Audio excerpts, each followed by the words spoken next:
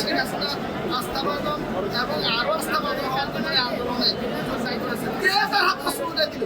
কে অর্থের যোগানদাতা?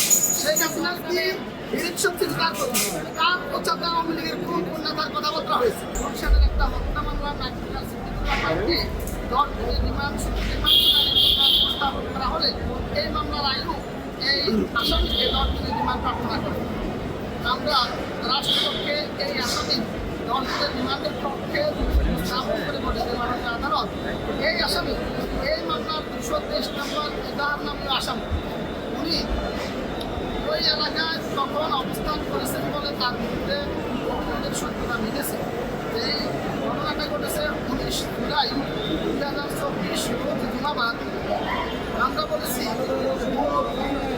9 থেকে রাত 10টা সময়ের মধ্যে সেই দিন সারা ঢাকা শহরের সমস্ত স্পটে সেনাবাহিনী, র্যাব, পুলিশ এই সমস্ত বাহিনীর তারা শেখ হাসিনার অনুগত তারা এবং তাদের সাথে আওয়ামী লীগ, স্বেচ্ছাসেবক লীগ, ছাত্রলীগ, মহিলা লীগ এবং তাদের এই যারা শেখ হাসিনাকে সাপোর্ট করেন, শেখ হাসিনার সাথে তারা বিভিন্ন সময় বিভিন্ন প্রোগ্রামেও দেখা গেছে তারা শেখ হাসিনার ক্ষমতাকে স্থায়ী করার জন্য সেদিন এই নিরস্ত্র ছাত্র জনতার উপরে সশস্ত্র অবস্থায় হামলা করে। তাদের এই হামলার ভিত্তিতে আজকের এই মামলার ভিত্তিক পারভেজ ব্যাপারী তিনি একজন দোকান কর্মচারী, তিনি বৈষম্য বিরোধী আন্দোলনে যোগদান করেছেন, তাকে নির্মমভাবে পিটিয়ে এবং গুলি করে হত্যা করা হয়। তার সহযোদ্ধারা তাকে ঢাকা মেডিকেল কলেজ হসপিটালে নিয়ে গেলে কর্তব্যরত চিকিৎসক তাকে মৃত ঘোষণা করে।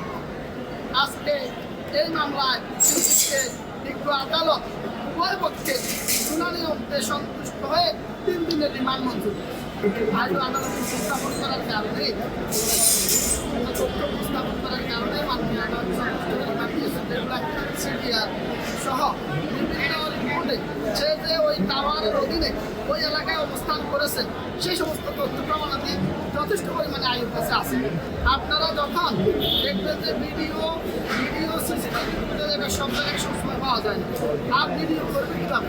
সেই সময় ছাত্র জনতার উপরে তারা যখন গুলি করছে, পুলিশ গুলি করছে, র্যাব গুলি করছে, সেখানে গুলি ওই অবস্থায় তাদের ভিডিও করার ছিল না।